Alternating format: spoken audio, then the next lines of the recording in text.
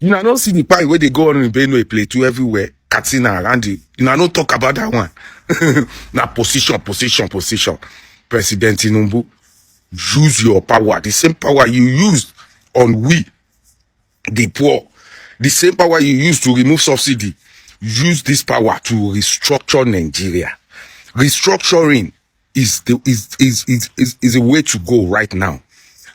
Hello and what's up, guys? In this video, something very shocking is happening in Nigerian politics right now. A Yoruba man has fired a strong warning that is leaving many people talking. He asked one question that hits hard. Where were the Northerners and the Arewa Consultative Forum when Buhari gave almost all the key federal positions to Fulani Northerners? Back then, nobody complained, not a word about marginalization. But now, less than 3 years later, the story has changed. Suddenly, all we hear is shouting about marginalization. The Yoruba man asked, why the complaints now? Is it that the North can't stay away from power even for a short while? He didn't stop there. He reminded everyone how some Northern leaders refused to vote for Peter Obi in fear that Igbos would dominate his cabinet. And today, even with Tinubu in office, Northerners still hold many positions. But the complaints continue. They say the juicy jobs didn't go to them.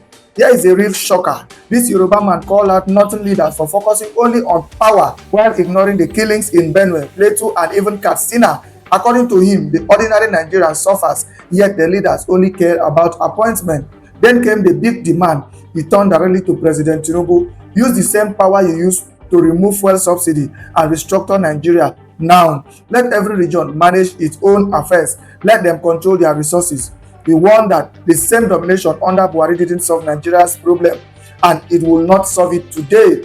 Guys, I will let you watch this video for yourself so you can see exactly what I'm talking about. Also, don't forget to like, share, and subscribe to this channel if you haven't already done so. Take a look, guys, and remember to share your thoughts after watching.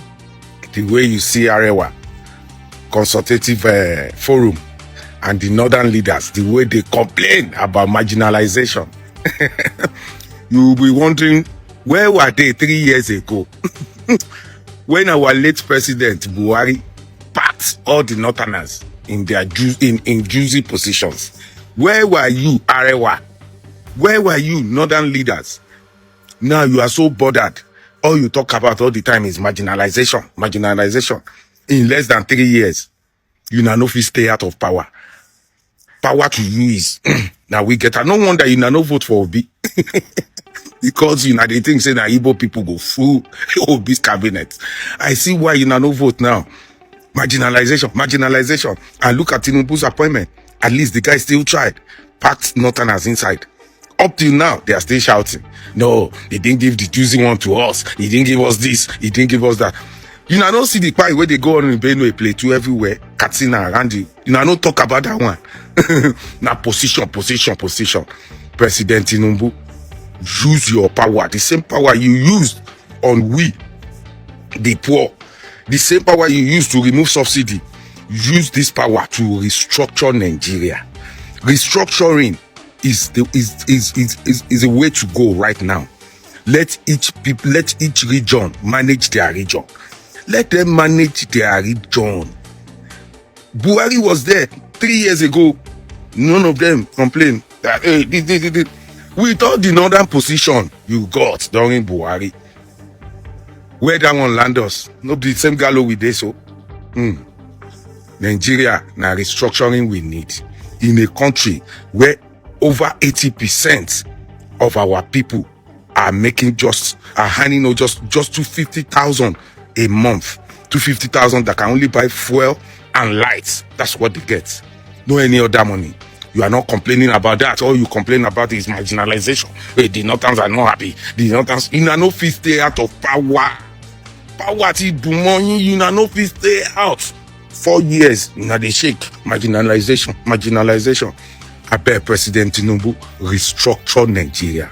That's the best way to go. The next thing he should do, tell him if you know him, is to restructure this country. Nigeria is a fraud. One particular tribe repressing the whole of us. Did you hear what Central Bank governor wants to do? Just a department, the operation department of Central Bank, to be moved back to Lagos, where you have 99% of the headquarters of bank. The North is agitated. Don't take Abuja back to Lagos. They don't care. If you all become beggars, it's okay for their oligarchic mentality. I talk like no other pastor talk. I talk like no other pastor talk. Because I have seen into governance, I have seen into the church. And I know where the problem is in this country. Are you hearing me? They may not like what I'm saying, but they cannot dispute the truth. This country cannot go on like this. Okay, I was talking about those who migrated. I don't blame those that want to japa. You know, initially I was saying don't japa. Do you hear me say that again? Japa if you want to japa. Because you look at the country and say, what future? If it goes on like this, what future? If it goes on like this, civil war is imminent. If it goes on like this, military intervention is imminent. Do we want to go back to that? No, something must happen. I have always believed that something must happen.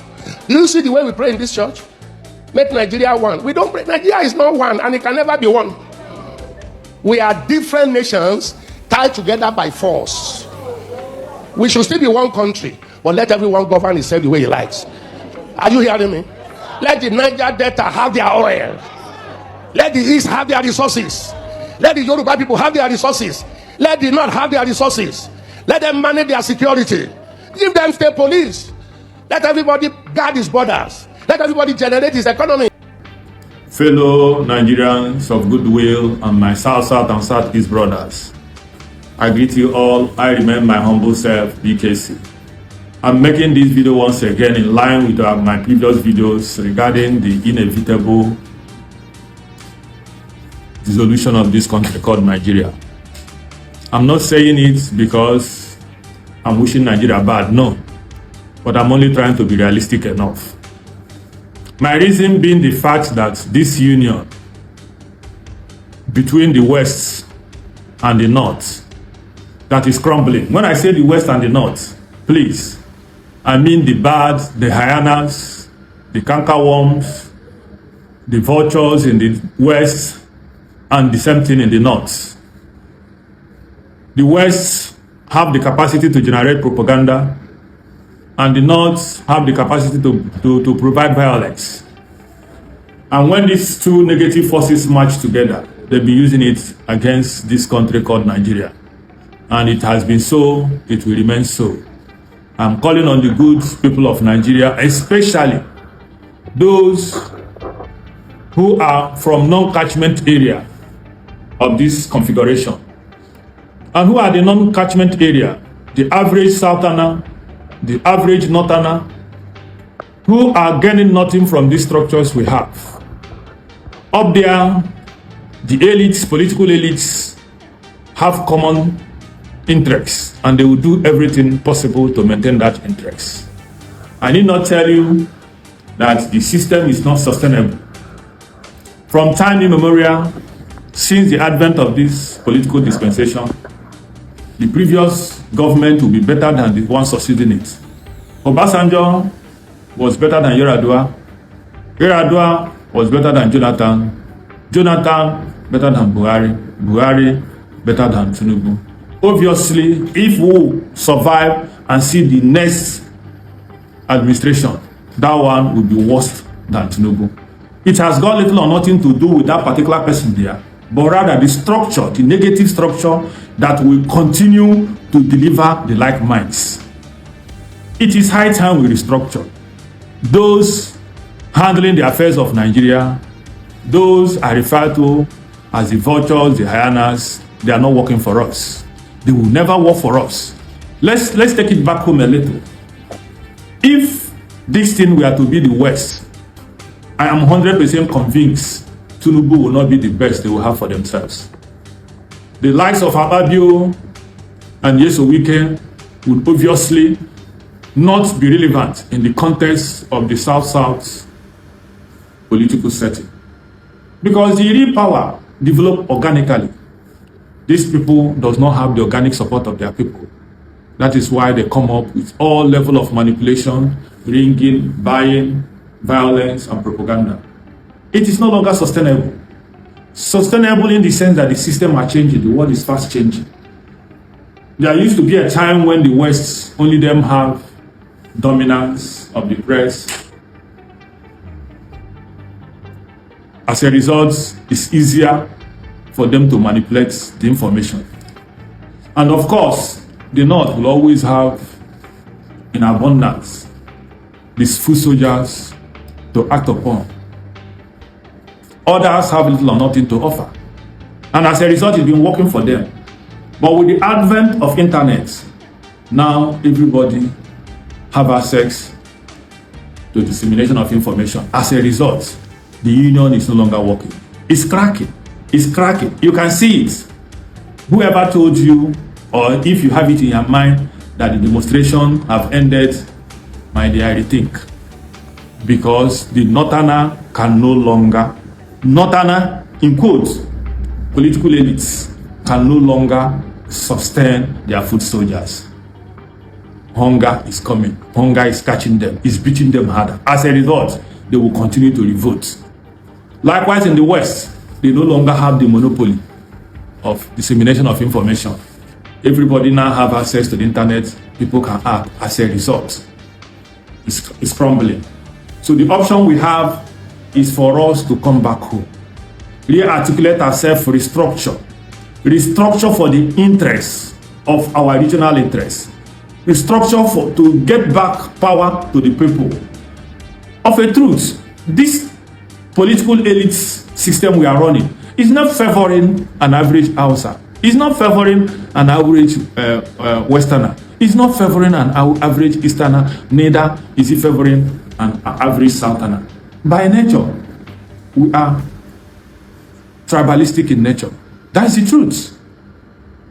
We are tribalistic in nature in that we can easily accommodate a crime committed by ours, provided it's not within our area. We always have it. Of course, it's a common saying that if you must be a thief, go outside and steal and come back home. Therefore, the national political system has been a situation in which people who lack the organic support from their region will always come to the north. To the central. That is to say, the central seems to be a place where people who lack the support of their people will come together only to share our natural resources, only to share what is meant for all of us. And it's not working. Can't we come back? I am appealing to our think tanks, the like of Otomi, the like of Adebanjo, among others, wherever they are. It is time we'll come back. It is time we'll continue, we'll change this system. It's time we demand for a restructured system. It's time we demand for a referendum. It's time we demand for a system that will work for everybody, irrespective of where you are, in your own way. It is time to act. Time is running out. Time is running out.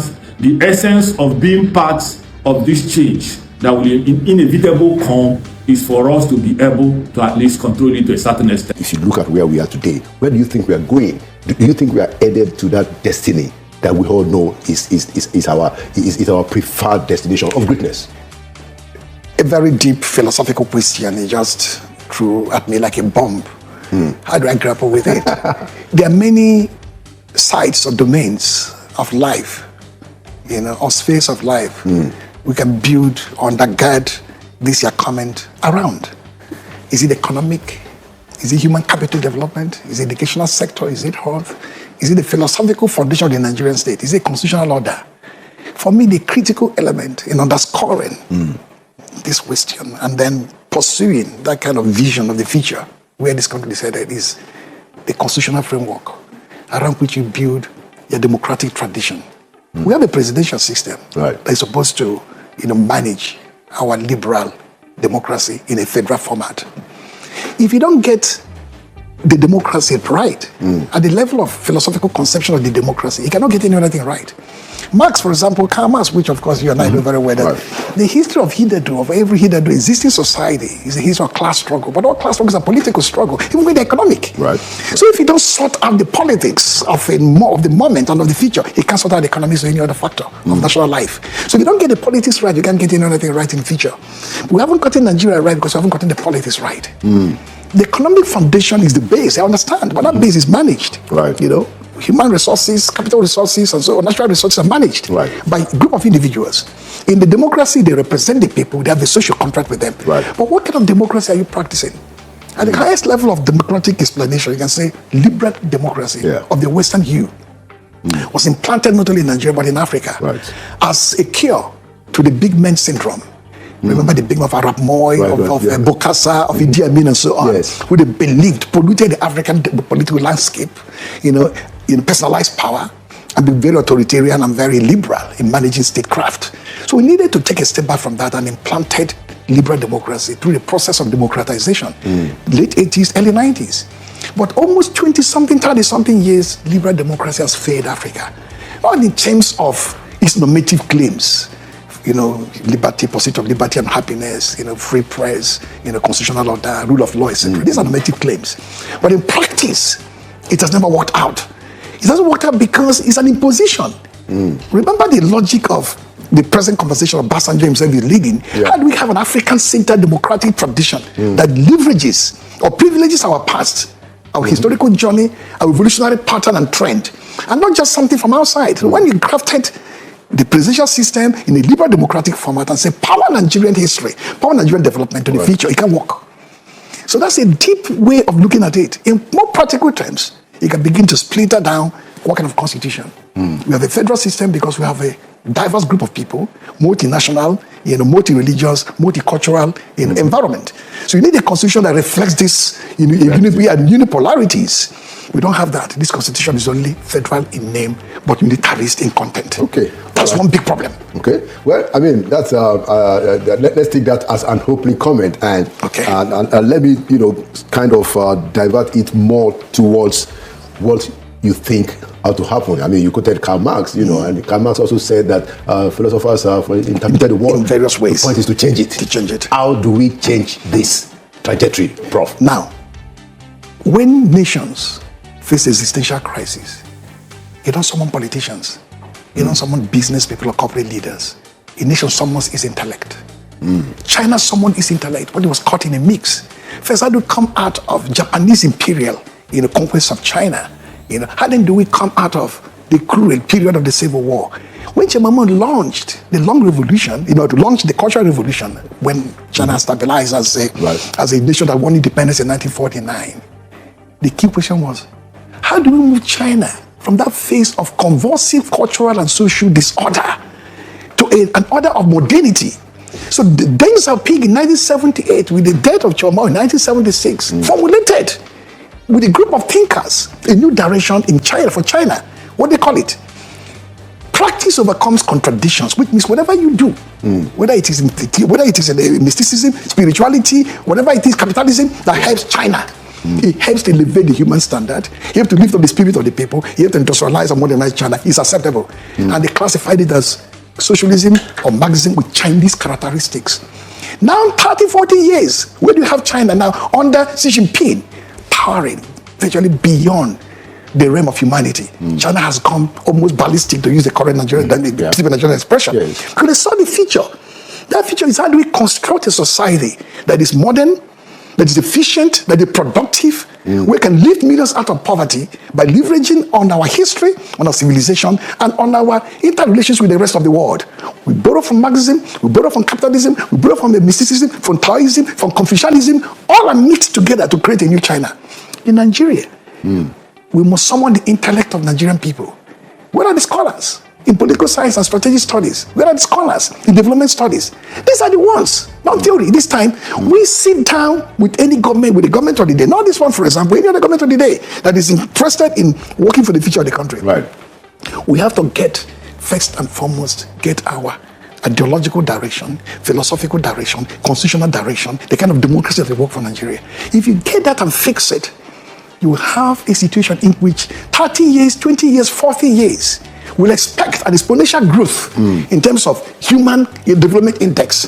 We expect a reduction in poverty. We expect many components of multidimensional poverty. We expect people having a better life, measurable in every human sphere. But because of an indolent mindset, Federalism in this country is a settled issue for many. The presidential system is almost cast in iron, almost canonical. It's something which can't append. The way and manner the state, the subnational relate to the federal center is something which have been defined and nothing can ever change. The moment you find this same level of finality in terms of propositions about how Nigeria will march on, you can never make progress. Okay, Prof. I mean, let's and I really find this quite insightful, especially what you said about the Chinese saying that experiment, say practice overcomes contradictions. Contradiction. Very, very interesting. And I want to adjust that even practice at times even overcomes confession. Okay. Because you can say certain things and do a different thing, which is where I want to ask you this question. You were the founding National Secretary of the Alliance for Democracy. Yes, sure. And that party, I recollect very well, came out of the struggle for democracy with NADECO, with Eastern Mandate Union and Afenifere, coming together to define this kind of thought, came out of this kind of thought that you have just articulated. What happened to that idea? How did it die? What happened is that today, in my moment of rationality, and everybody has moments of rationality, sometimes moments of fancy, and the instinctual thoughts. Right. You ask yourself, this debate about restructuring, beyond the theoretical, horizon of it, can it work? It's difficult to work. It's almost impossible to work. I don't want to disillusion anybody before I answer a question more directly. Why is it so? You need a gap in the constitutional order for you to restructure, or else the government of the day must self-implode as a deliberate intentional choice, the way Fujimori did in Peru in 1992 and 1993. It's a history I do not want to repeat on stage with you here in this studio. A guy won an election, but he didn't like the constitutional order that he inherited and needed something better, and we know what he did. Let's leave it at that. If any government is not prepared to pursue that radical restructuring or reconstruction of the state in that direction, how then do you achieve a sense of restructuring when there is closure at the level of governance? There's a president, we have governors, local government chairman, and other apparatuses of state governance. Right. There's no way. And the constitution permits itself to be amended only in a particular direction. The direction of constitutional amendment can never yield a restructured Nigerian state. So there are two authorities you have to do to restructure. I do not want again to go into details in there. One of them would be to overwhelm the state in some sort of direction in order to create that opening. That's what we had in 1998. Abiola won election.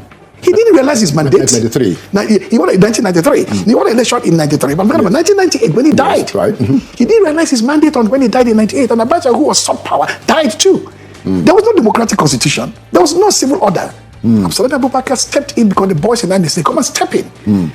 In essence, that was a moment of restructuring for the country. Because there was no constitution, there was no democracy. Right. And that's what Alliance for Democracy proposed. Actually, the coalition of democratic forces, NADECO, Eastern Mandate Union, Afenifere, and some other mass democratic movement said, we will not participate in the pyrotechnics of a transition program.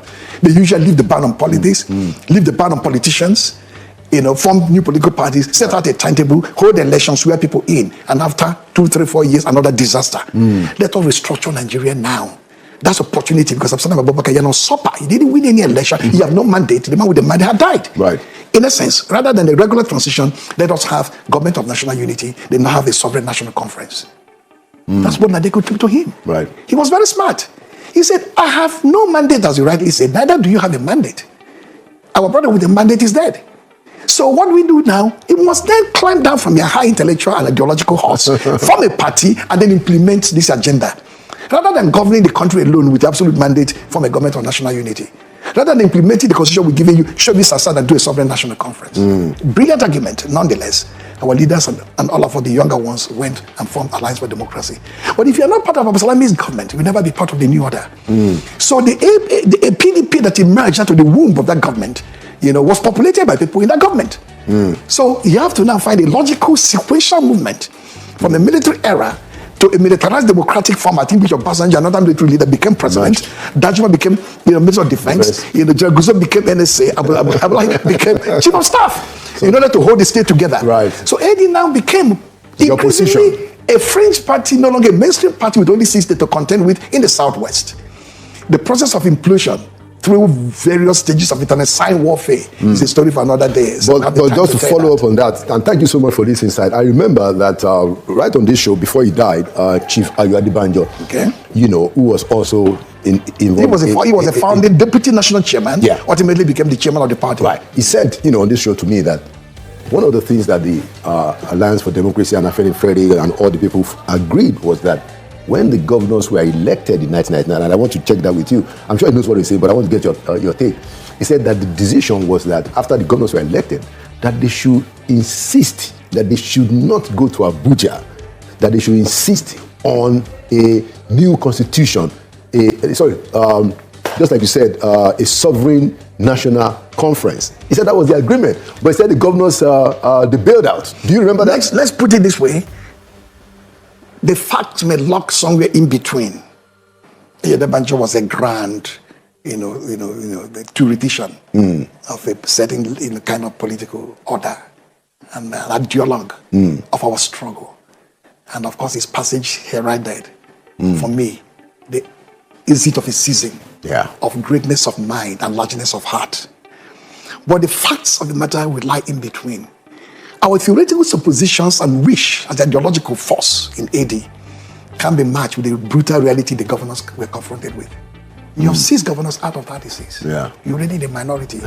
You cannot assist governors from the particular region of the country, hurting from years of destabilization and disorder and pain and anguish. And many went into exile, many died. And some people like us suffered massive detention because of support for democracy. And so this is governors will hold back the implementation of the result of the transition with the president sworn in and other governors sworn in. How the hell can you stop the march of this kind of democracy, as crazy as that democracy then was?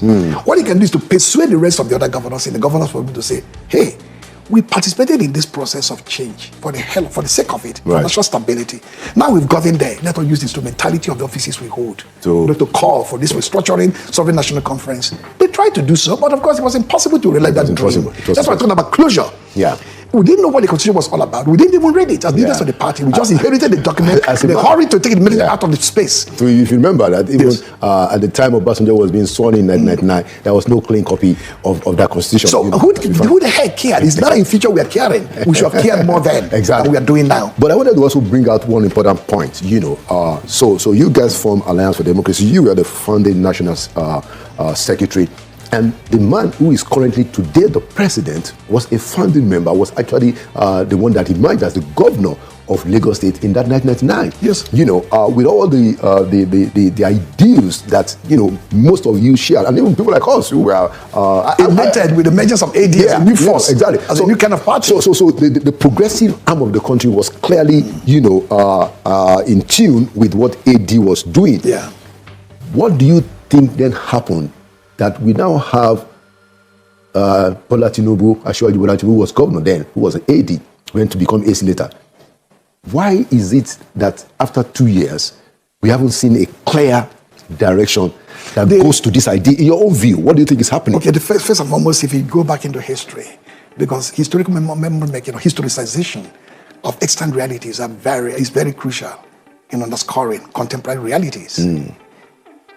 AD failed in its mission of change because of what you can call a brutal contestation between the regionalist mindset and the propensity by the rest of us for a bigger national claim. We didn't see the ADs rooted within the Western region as dominant as the party was there, from the tradition of Awoism right through to UPN and then through to the Alliance for Democracy. We urged for a much more inclusive pan-national movement that will recognize and respect diversities. That struggle was very intense. It exhausted the moral principles and authority of AD and ultimately imploded its organizational structure. The governors who emerged, including Bola Tinubu, who emerged as the governor of the party, ultimately found themselves in a situation in which the party no longer could represent that sense of coherence. That sense of coherence being the founding spirit of the party, the direction of the party post-2003. If you recall, the party didn't feel a candidate reasonably as it were in 2003. The simple reason is that they cut a deal with the president, who didn't get much out of his own zone base in 1999. They didn't want that repeated again in 2003. So you outsmarted our party leaders. They called that kind of deal. But at the end of the day, he told them to flush everybody out. Except Lagos that survived. So the burden was then on that Lagos to now marshal the forces available, pull the resources he could, and then begin that journey. From that, you find that a level of contamination will begin to occur. That contamination is not of the soul or the heart, but of understanding of power. the transition from AD to AC, AD to ACN, ACN to APC was not a logical sequence of ideological growth or progression, but a practical, search for an SPV, special purpose vehicle that would drive the quest for power. So the weakening of the ideological, aura of that period, and then the emergence of what you can call an umbilical spirit, which is now predominant and preeminent in the governing infrastructure of the day, is what you can say that corrupted that original spirit of AD being an engine of change, a progressive direction for the country, to where you find today the struggle to even find the bearing. What kind of direction is the presidency of Abana taking the country to? What economic plan do we have? What is the framework that have been carefully constructed, like lease document, lease document? Where do we feed these economic options into the NEPAD agenda from 2001 to now?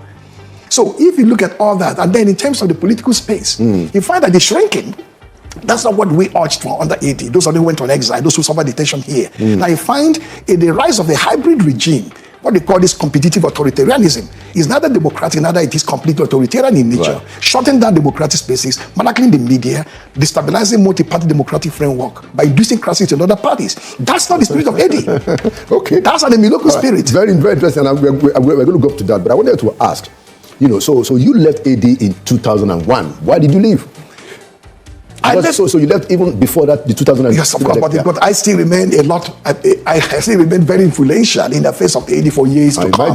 Beyond I remember, for example, when Uncle Bala was crudely assassinated. It should be later in 2001. It should be November, thereabout. December. About December. Yeah. So I had left office months back. Before that? Yes, before that.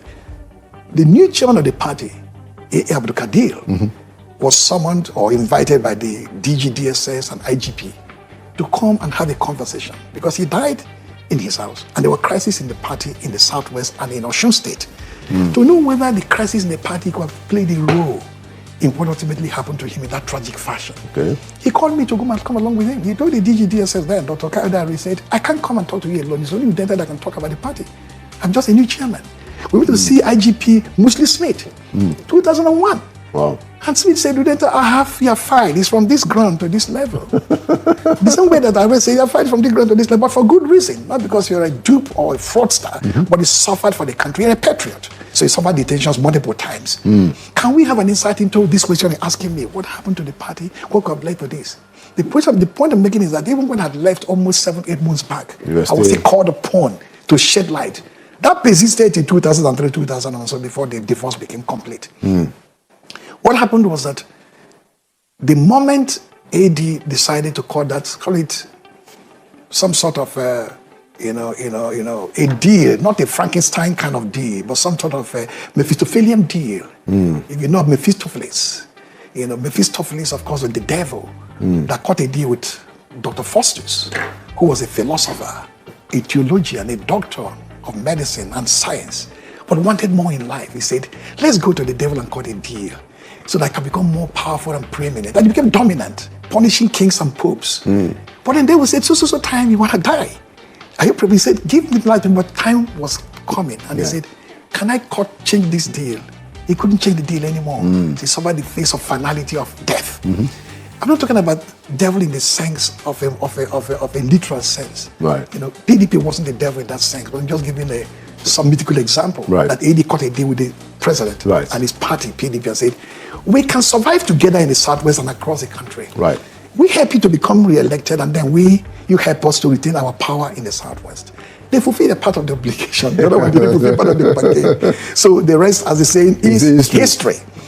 So where we are today, upon reflection, is that AD, as a method in which you form a party, in which you reason argument, in which you develop thesis to govern a state, in which you try to marshal your ideas to say, what kind of vision do you have? If you go back to your first question, what kind of Nigeria are we anticipating in future? What kind of children and grandchildren, we're going to have? What kind of environment will they inhabit? That was AD then. But ultimately, with the decay of the political infrastructure in Nigeria and the fragmentation of the political order, in fact that even Bola Tinubu himself, as the former governor of Lagos State and currently the president there, had to move with the wind flow.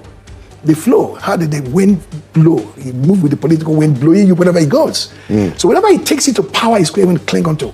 He will not become an ideological vote to say, I will not resist, I will resist. this kind of level of contamination. Okay, let's talk about that contamination, and let's talk about it in a more realistic sense. Okay. And I like your philosophical underpinnings, but for the benefit of our people, let's bring it down. Okay. So, for instance, do you grant, to the president that he has managed, in spite of his other weaknesses, he has managed to be a consistent politician who stood in opposition from that 2003 all the way to 2015? Do you grant that? And if you do or you don't you see a difference in his own model, with his strengths and weaknesses, compared to some of these other characters in opposition who don't seem to know how to stay in one place? At least Tinubu stood in opposition from 2003 to 2015. Do you grant him that credit? Well, let me put it this way, almost as if you're a mind reader. I had a conversation repeatedly with some of my political associates, my friends for many years, some outside the country. And as if I'm going to go on television with what is going on with the opposition parties, with the defection, gale of defections, and the certain level of what I can consider political idiocy in terms of this mindless, spineless kind of politics we play now. Yeah. That he can say something for the president, as harsh as I have to be in many regards with the kind of governance, method he has put out, the pain in the land, the suffering of the people for 2 years, and a remitting regime, of social disorder and then increased security threats. The list can go on and on. What will not recommend me to support this president or even say a good word about it. But the only thing I can talk about is what he said. I said, you grant that to him. That in 1990, in 2003, when he managed to get out of that solve himself there, he didn't run to Abuja to say mainstream himself into the center. Like the governor of Delta State and the former governor said, we need to take our people to the center. An oil-producing state, stupendously rich. 3 main sources of money. The ecology fund comes to you because of the denudation of the environment. Right.